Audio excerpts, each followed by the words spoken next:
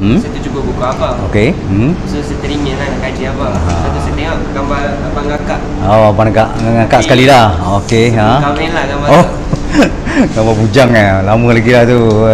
Tengah bercinta tu sebelum kahwin lagi. Okey. Terima kasih. Saya mulakan soalan. Okey, ha. Okey, berapa lama penglibatan abang dalam sukan bina badan ni? Okey, penglibatan saya dalam sukan bina badan ni diam tak diam pun 30 tahun dah. 30 tahun kira lama lah kata kan. Tapi sebab memang minat lah. Minat daripada tamat persekolahan, bekerja dan sebagainya. Memang diam tak diam pun 30 tahun. 30 tahun. Macam mana abang boleh mula minat dengan sukan ni? Okey, dulu-dulu pun sebelum saya dalam bidang sukan bina badan ni, saya lebih cenderung dalam sukan sepak takraw sebenarnya daripada sekolah rendah, sekolah menengah, habis lepas sekolah menengah tu bermain dengan orang yang tua-tua kata kan. Jadi sampai tu walaupun saya bermain tu suatu hari tu saya ternampak dalam surat khabar ada seorang yang betul berkuasa, iaitu saudara Malik Nur lah kata kan. Jadi saya tengok, ui badan dia jadi terdetik, rasa nak buat badan tu nak dapat orang kata lengan kan, dapat lengan besar sikit pun jadilah kata kan. Tapi daripada situlah bermulanya saya punya sejarah saya cari besi-besi buruk yang tak pakai dekat bengkel, bawa balik belakang rumah dan sebagainya, jadikan sebagai ataupun bebanan. Waktu tu kerja pun kerja kampung, tak mampu nak beli apa-apa. Tak penat kan? So far tak ada lah kata kan. Dia datangnya minat, walaupun saya bermain sukan sepak takraw, tapi di sebalik sukan sepak takraw pun saya, bila saya terlihat gambar Malik Nur tu, jadi satu macam inspirasi kan. Nak besar lengan kan. Setengah orang pun walaupun main takraw pun dia belakang rumah dia pump juga. Dia pump baru dia pergi main takraw kan. Jadi saya terikut lah macam tu kan, nak buat sesuatu kan lain daripada yang lain. Jumpa Malik Nur ni memang badan besar ke? Tak, saya memang tak pernah jumpa dia daripada zaman saya sekolah apa semua, tak pernah jumpa dia. Saya biasa orang tengok Sazairi Samad dalam sok kan, macam mana nak jumpa dia kan, tak pernah jumpa kan. Tapi bila saya dah berhijrah ke Kuala Lumpur tahun 87 88 kan, tahun 91 baru saya jumpa dia kan. Jadi kan. Jadi dia punya cerita dia memang sejarah tu daripada kampung tu, memang saya bermain besi-besi buruk lah kan, buat daripada simen, bancu-bancu simen jadikan dumbbell kan. Kita nak beli tak mampu kata kan, nak pergi gym pun kena bayar kan. Jadi apa yang ada buat sebagai bebanan. Bahagian masa tu macam mana abang? Abang pagi-pagi pergi kerja, balik tu terus tak penat? Itu waktu bila saya dah bekerja ke apa tu maksudnya? Lepas dah bekerja. Okey, kalau bekerja tu memang saya luangkan masa lah dengan keluarga, family ni. Waktu dulu pun saya bekerja dengan KDN pun, tapi adik-beradik semua kat kampung kata kan. Saya dah berada di Kuala Lumpur, mana saya lebih kepada latihan saya lah, kerja pukul 4 suku 5 saya latihan petang. Lepas tu besok sambung kerja balik macam tu lah. Tapi bila okey lah, so far alhamdulillah. Sakit pun nak cari duit untuk hantar ke family lah, untuk ke kampung lah kata kan. Nak bantu mak ayah kata kan, adik-beradik kan, ramai kan, adik-beradik sebelah orang kata kan. Saya anak yang keempat, jadi nak kena hantar lah duit kat kampung macam tu lah. Walaupun gaji sikit pun kena hantar juga kan. Abang berlatih untuk jadi besar badannya, sampai jumpa abang dengan bakat abang. Okey, dia datang daripada diri sendiri dan juga kawan-kawan yang lain. Jom kita pergi gym, ada rumah orang bujang ni apa semua. Jadi kawan-kawan lah, saya dengan kawan-kawan daripada kampung sebelum saya berhijrah ke Kuala Lumpur lagi. Jadi saya pun pergi mana-mana rumah orang bujang ni yang dia ada buat dia punya cara peralatan kan, dia welding sana welding jadi besi kan. Jadi daripada situlah saya sikit lepas tu saya masuk klub dekat Batu Pahat kan, bayar sikit pun dengan kawan-kawan lah dulu. Jadi atas galakan daripada diri sendiri dan juga kawan-kawan lah. Bang macam mana boleh masuk dalam bidang polis sambil jadi atlet? Okey, sebelum saya berkhidmat dengan PDRM, saya dulu asalnya kerja dekat Kementerian Dalam Negeri, sebagai pembantu pejabat lah. Orang kata berkata office boy lah dulu. Kan di era tahun 87-88, dalam lebih kurang 4 tahun lah saya servis dekat KDN. Tapi setiap hari bila saya dapat tahu dekat PDRM ni, Bukit Aman, nak rasmikan gym dalam tahun 88, saya pun pergi dengan kawan saya jalan kaki, pasal dia dekat di antara bangunan tu dengan Bukit Aman, dekat jalan kaki. Setiap petang saya daftar jadi ahli. Setiap petang saya latihan. Jadi salah seorang pegawai yang bertugas di situ, dia pun main gym, seorang pelakon. Dia nampak di saya. Dia kata, dia panggil saya, Yop, siapa nama, kan? Saya tengok kamu ni rajin lah, kan? Rajin pergi gym, kata kan. Walaupun ada hujan pun pergi gym ke. Saya kata, nama saya Sazali, tuan. Dia tahu dia pegawai, kan. Nama saya Sazali, saya daripada Jabatan Kementerian Dalam Negeri KDN lah. Dia kata, baguslah kau rajin lah, dia kata, kan. Ada bakat ni, boleh ada bakat, ada potensi, boleh jadi jago, kan, jago bina badan ni kalau betul-betul buat, dia kata, kan. Daripada situ dia yang nampak saya punya bakat saya, dia punya nampak bakat saya. Diam tak diam, bila saya dah lama dekat Bukit Aman tu, dia pun satu hari tu dia offer kat saya, Zali, nak kalau saya offer masuk polis, kan, tak ada apa, kau duduk dekat gym je, kata, kan, kau main di latihan apa semua. Jadi saya kata, nantilah tuan, saya minta restu dengan tanya orang tua saya lah. Apa-apa kita nak tanya orang tua kita, ayah mak kita setuju ke tak setuju, kan. Sampai 3 kali dah dia offer saya. Akhirnya saya masuk jugalah PDRM tahun 92. Mana saya sampai KDN sampai tahun 91 pertengahan 92 tu saya dah masuk PDRM. Kan, dengan PDRM pun dah 25 tahun dah saya. Servis dengan polis pun 25 tahun. 25 tahun tu abang bersara lah. Okeylah, dah selepas tu maknanya saya bersara tahun 2016 lah lebih kurang. Maknanya saya dapat saya punya kelayakan tu untuk pencen. 25 tahun servis dengan PDRM. Diambil kira KDN 4 tahun, 29 tahun 7 bulan. Jabatan Perkhidmatan Awam kira dekat 30 tahun semua lah. Jadi saya dapat pencen penuh lah, 60%. Jadi tu saya pun keluar lah. Janji saya ada pencen, walaupun saya rasa kan, tapi lah banyak jasa dan pengorbanan saya menaikkan nama PDRM, kata, kan. Nama negara, kan. Pada tahun 2019 lah tu, 2014 kata. Itulah yang orang nampak lah selama ni. Cabaran abang macam mana dari segi mental? Okey, cabaran ni banyak bagi saya. Cabaran ni daripada dulu lagi pun dah ada sebenarnya, kan. Cabaran daripada satu masalah kewangan kita lah, kan.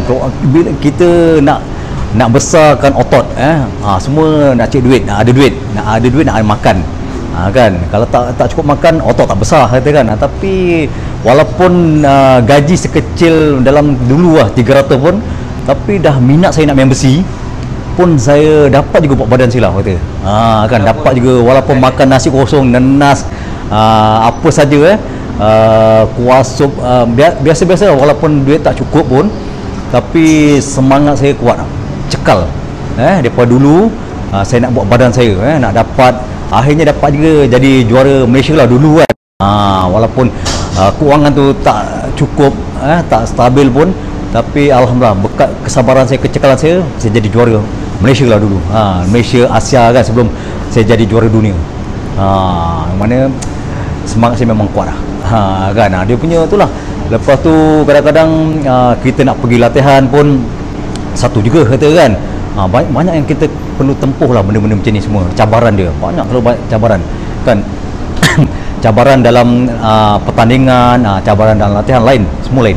Banyak cabaran-cabaran gitu. Banyak mengalami tekanan tak? Tekanan so far, persaingan kita. kalau kita bermula ni daripada awal, kita rasa diri kita tertekan, kita tak boleh jadi seorang atlet.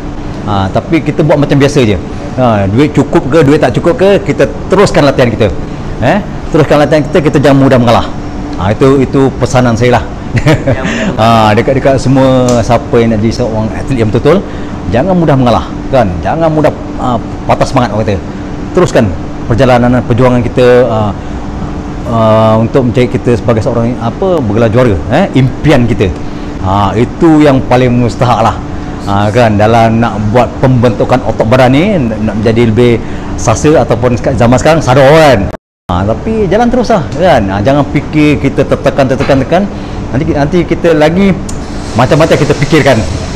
Kan, bagi saya rasa kita nak latihan, apa yang perlu kita latih, kan, walaupun duit tak cukup, makan apa yang ada, insyaAllah. Kan, berkat kesabaran kita boleh, kan.